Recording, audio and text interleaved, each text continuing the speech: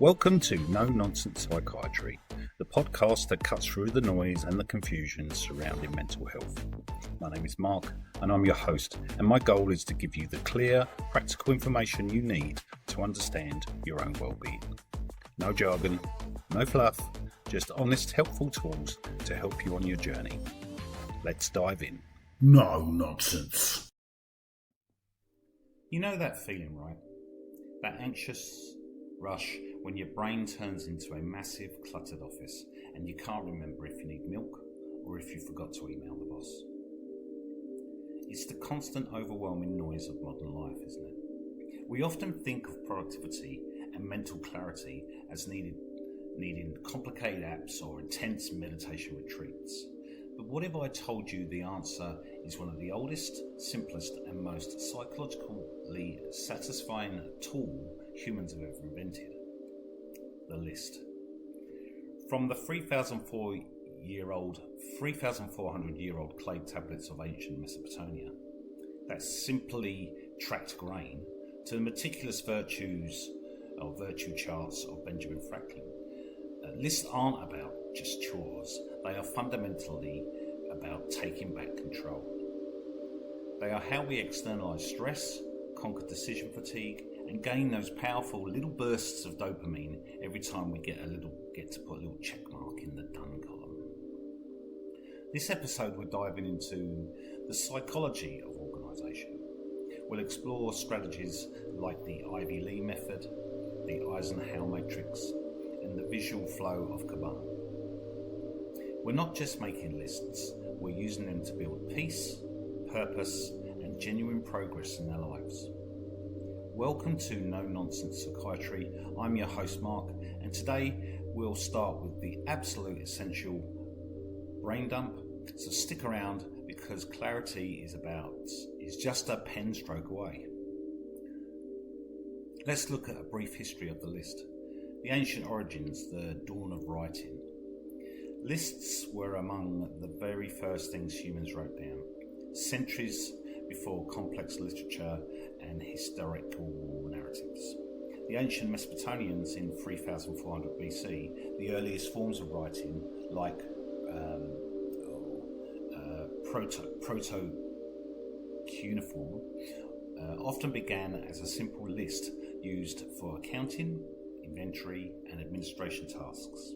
They tracked commodities like grain, livestock, and labour, and they were essential for running early centralised economies.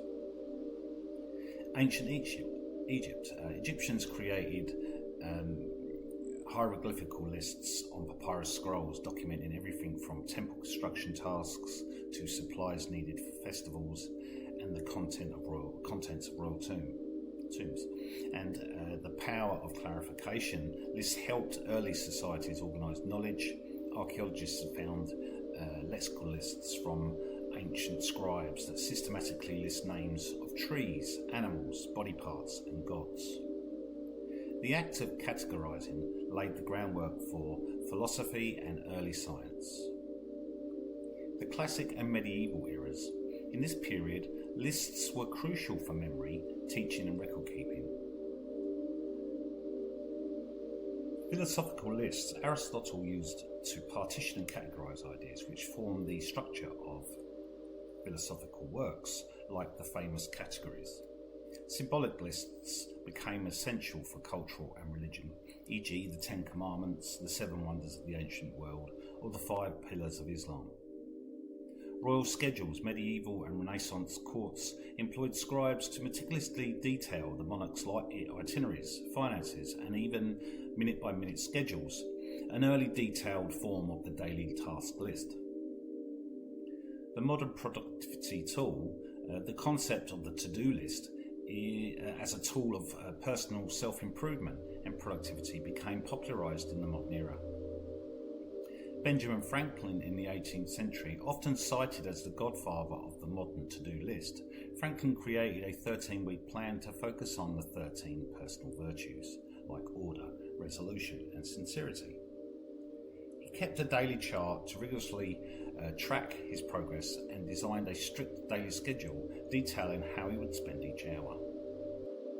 Charles Darwin famously used this format, creating a detailed pro and cons list when he was debating whether or not to get married. The corporate era in the 20th century, as large corporations grew, the list became a formal business tool. Productivity consultants like Ivy Lee advised executives to list the 6 most important things they needed to accomplish each day, setting a new standard for the modern workplace organisation. The list, therefore, is not a new life hack, but a fundamental structure of human thought that helps us manage complexity, define goals, and, as you noted, keep our minds clear. Creating lists is a very popular and often effective technique for improving mental health and general well-being. Here's a list of ways that creating a list can improve your mental health, followed by suggestions for the next step. First of all, it reduces mental clutter and feeling overwhelmed. So when thoughts, tasks and worries are circling in your head, it can feel overwhelming and tend to lead to anxiety. That brain dump, putting everything down on paper or digitally, helps activate the brain dump itself, freeing up your mental energy. And your brain is no longer has to use that energy to try and remember everything. The list becomes the external storage device. It creates a sense of control. Anxiety often stems from feelings of lack of control, and a list provides a concrete, manageable structure. It gives a defined shape to the nebulous worries of tasks, and it allows you to focus on one thing you need to do now rather than panicking about everything that needs to be done someday. Not all tasks are created equal, and a list helps you sort out and categorise. You can clearly see what's urgent and what's simply important, allowing you to manage your time and energy better. Breaking down big goals, large daunting goals can be broken into smaller, more manageable steps, a to-do list making them even less intimidating.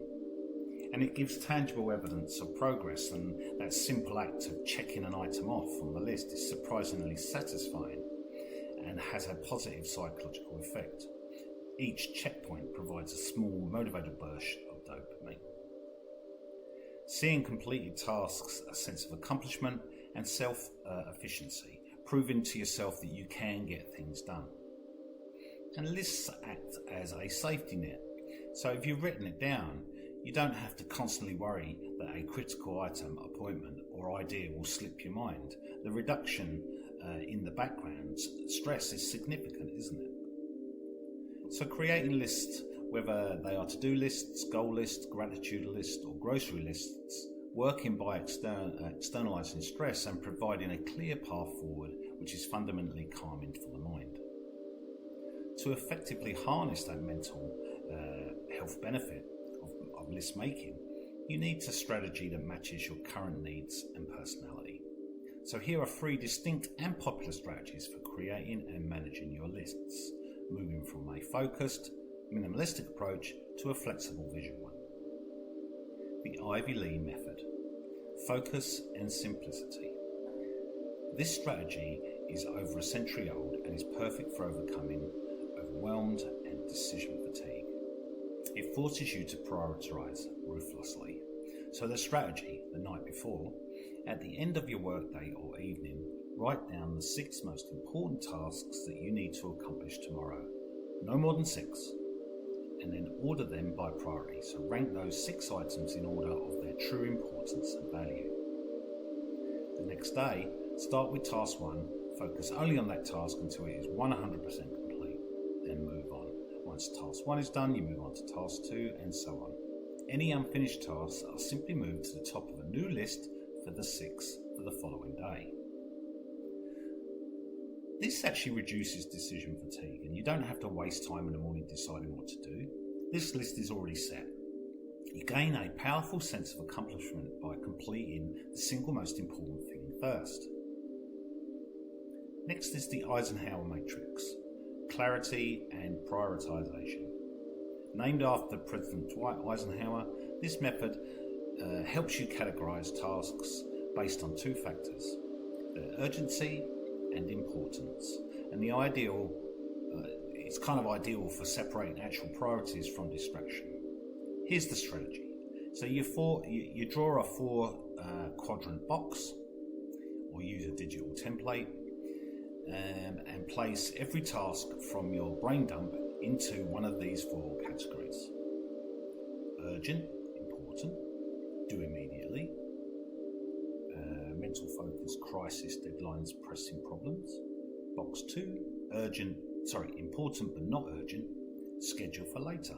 Planning, learning, relationship building, self-care, the key to long-term success. In box 3, urgent, not important, delegate or automate, interruptions, emails, busy work, some meetings. And then the fourth box, not urgent and not important, delete or postpone, time wasters, excessive scrolling, trivial chores. The mental health benefit of this is it ensures that you're focused on the important tasks, quadrant 2, that are aligned with your long-term value goals, which prevents a life dominated by firefighting in quadrant 2. It empowers no. It gives you permission to ignore or delegate tasks that are merely urgent but don't contribute to your life's priorities. The next one is personal Kanban, so it's a visual flow and flexible limits. So Kanban is a Japanese term for visual signal and is highly flexible, making it excellent for visual thinkers and those who manage a lot of different projects at once. So you create 3 or more columns on a whiteboard or in a digital app like a Trello or a spreadsheet or on a piece of paper, and you do a to-do backlog, your master list of everything that you need to do. Okay, so doing, work in progress, WIP. Tasks you are actively working on right now. Crucially, you set the limit on the numbers of items allowed in this column, i.e. 3. Then done. The place where you move all your completed tasks to a reward. The mental health benefit of this is that it limits multitasking. So with the work in progress, it's the most powerful feature. It forces you to finish one task before pulling a new one from the to-do list or column. So eliminating the stress of contextual switching. So you've got your to-do list, your work in progress, and then your work completed, work done. So the WIP limit, work in progress limit, is the powerful and probably the most powerful feature. It forces you to finish one task before you start a new one on the to-do list, and it eliminates the stress of constant or stress of context or switching.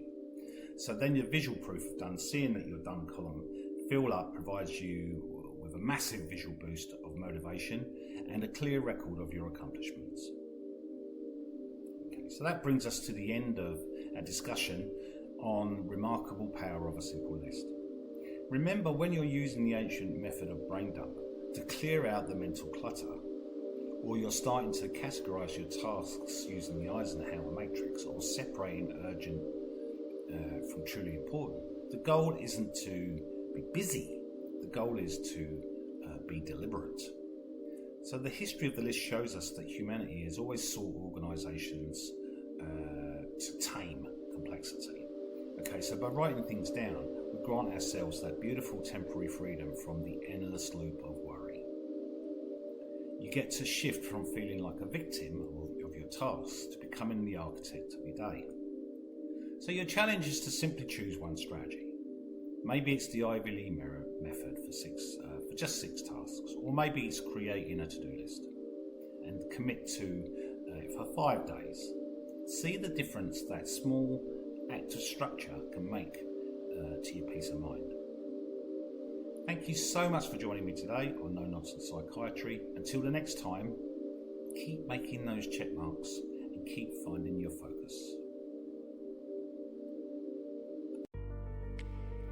Before we go, if you found the podcast helpful, please share it with someone who might benefit from it. You can also support the show by subscribing and leaving a review. It only takes a moment, but it makes a big difference in helping us reach more people. Thanks for listening, and I'll catch you in the next episode of No Nonsense Psychiatry. No nonsense.